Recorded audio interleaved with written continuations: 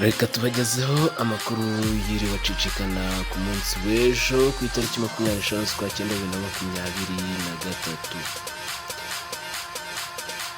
Ku munsi w'ejo rero tariki ya 25 z'ukwa cyenda 2023 isaha ya saa 4 mu karere ka Rwamagana hatangijwe urugerero rw'inkomezabigwi cyiciro cya 11 mwaka wa 2023 rufite insanganyamatsiko igira iti duhamye umuco w'ubutore ku rugerero.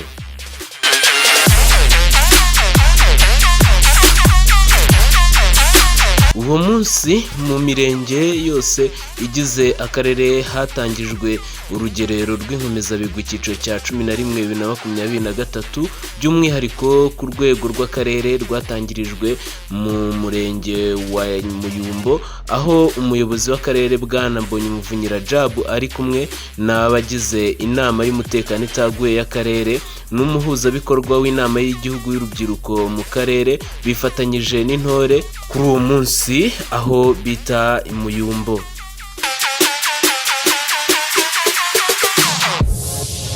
Abatoza n'abaturage muri icyo gikorwa mu gutangiza urugerero habanjijwe n'umuganda wo gusana umuhanda bawusanzamo amabuye bita gravier.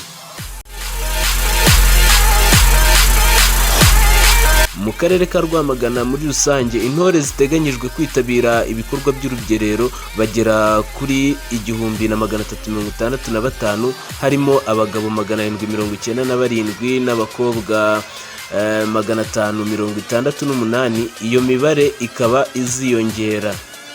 Intore zitabiriye urugerero mu murenge wa Muyumbo ni 190 harimo abakobwa 103 n'abahungu 87.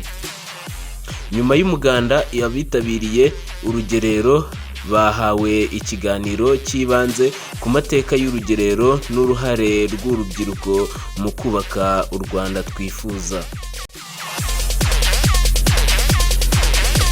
Intore zitabiriye urugerero zagaragarije abayobozi bimwe mu bikorwa by'ingenzi biteguye gukora, aho bazafatanya n'ubuyobozi kubakira abatishoboye no kubaka uturima tw'igikoni mu rwego rwo gukemura ibibazo bibangamiye imibereho y'abaturage, gukangurira urubyiruko kuva mu biyobyabwenge, gufatanya n'ubuyobozi gukora imiganda itandukanye n'ibindi bikorwa bifitiye igihugu akamaro.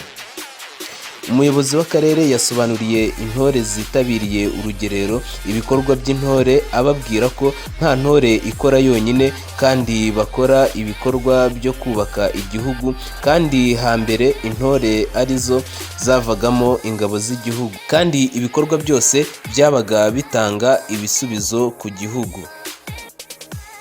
Akomeza basaba gukorera hamwe bagafatanya n'abanyarwanda gufasha abaturage bafite ubushobozi buke, babubakira ubwiherero, uturima tw'igikoni n'ibindi bikorwa byubaka igihugu. Yakomeje abasaba gukora siporo no kwirinda ibirangaza kuko bibashora mu ngeso mbi, ababwira ko kuba uzi ibintu byinshi nta kwiyubaha, nta ndangagaciro nyarwanda ufite ntacyo byakumarira.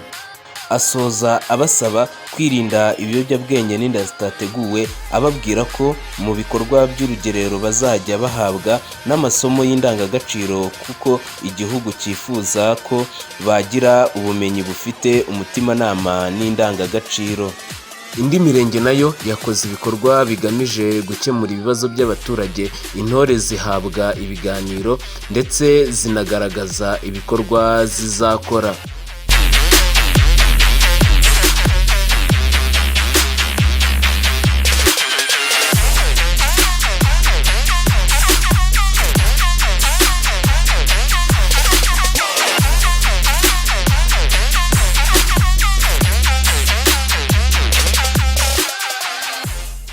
Naho tugaruke ku makuru yatambutse ku binyamakuru bigiye bitandukanye. Aha turi ku kinyamakuru Umuseke Poerwa, aho bari kutwereka ko mu Rwanda hari kubera amahugurwa y'inzobere mu buvuzi bwa Club Food. Umuryango mpuzamahanga rero Hope Works ku bufatanye na Minisiteri y'Ubuzima bari kugerageza kongera ubumenyi bamwe mu nzobere mu buvuzi bw'ingingo, bahugura abaganga, bahugura bagenzi babo, bavura ubu bumuga bw'ibirenge buzwi nka Club Food. Ni amakuru yabaye ejo ku munsi wa 25 Nzeri 2023, yitabiriwe n'abaturutse ku mugabane wa Afurika na Amerika y'Epfo, akazamara icyumweru abera i Kigali. Ibi rero biravuga ko ari byiza cyane kongera ubu bumenyi ku baganga bagiye batandukanye bo mu gihugu cy'u Rwanda kugira ngo indwara ya Club Foot igerageze gucika ku bakomeje kuyirwara. Hano biravugwa ko yitabiriwe n'abaganga b'inzobere bazahugura abahugura abandi mu kuvura indwara y'ubumuga bw'ibirenge, ndetse n'abarimu mu ishami ry'ubuvuzi rya Kaminuza y'u Rwanda na bamwe mu baganga bo mu bitaro bikorana na Hope Works ishami ry'u Rwanda. Rusizi, umuhanda uhuza u Rwanda n'u Burundi wacitsemo kabiri. Iyi nkuru yasohotse ejo ku itariki 25 z'ukwa 9 2023 ku isaha saa 11. Iyi nkuru rero dukesha Umuseke iravuga ngo abaturage bo mu kagari ka Mpinga mu murenge wa Gikundamvura akarere ka Rusizi baratabaza umuhanda ubahuza n'igihugu cy'u Burundi unyuze ku mugezi wa Ruhwa wacitsemo kabiri.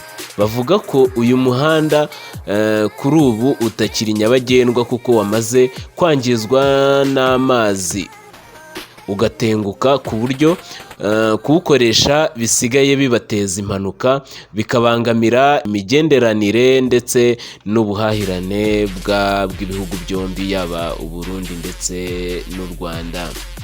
Ku nkuru tugiye gusorezaho rero ni inkuru y'agatangaza, aho Perezida Paul Kagame yahaye amahirwe yo kwiga muri Amerika umunyabugeni wamushushanyije. Iyi nkuru dukesha Igihe, bivugwa ko umunyabugeni Kizito Nkundamahoro wamenyekanye muri Nzeri umwaka wa 2020 ubwo yakoraga igishushanyo cya Perezida Paul Kagame ateruye umwuzukuru we wa mbere, yahawe n'umukuru w'igihugu amahirwe yo gukomereza amasomo ye muri Kent State University yo muri Leta Zunze Ubumwe za Amerika.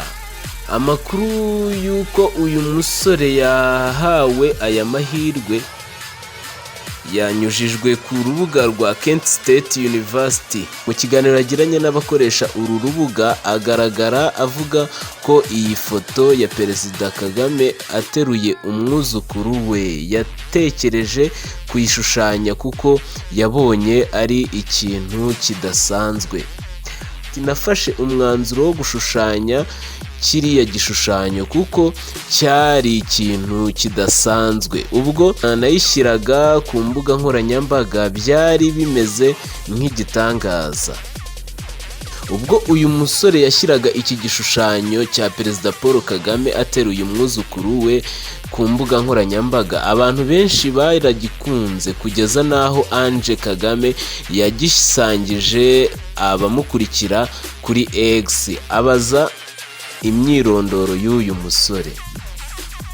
Uyu musore rero wongeye gushushanya Perezida Paul Kagame na Madamu Jeannette Kagame mu ntangiriro z'uyu mwaka bari kumwe n'umwuzukuru wabo wa kabiri, yavuze ko yabikoze atiteguye kuba hari ibintu birenze byabaho kubera cyo. Nyuma y'ibyumweru 2 akoze iki gishushanyo, yakiriye telefoni yamuhamagaye ivuye mu bashinzwe umutekano mu muryango w'umukuru w'igihugu. Avuga ko icyo gihe perezida yashakaga kumufasha. Ati perezida yashakaga kumpa ikintu cyamfasha. Uyu musore yagaragaje ko ashaka kuzamura ubumenyi bwe mu gushushanya. Atanga urutonde rwa kaminuza enye zo muri Amerika yakwigamo. Icyo gihe Kent State niyo yari iya mbere. Akemeza ko yari yatangiye gukabya inzozi ze. Ati nari mfite ibyishimo byinshi. Bivugwa ko Nkundamahoro w'imyaka 22 yatangiye gushushanya mu mwaka wa 2019. Reka rero inkuru zacu zicaracara ku mbuga nkoranyambaga tuzisoreza aha ngaha. Iyi yari inkuru twakeshaga igihe. Ciao. Yari Peter Havugimana, F1 rwa TV mu karere ka Rwamagana.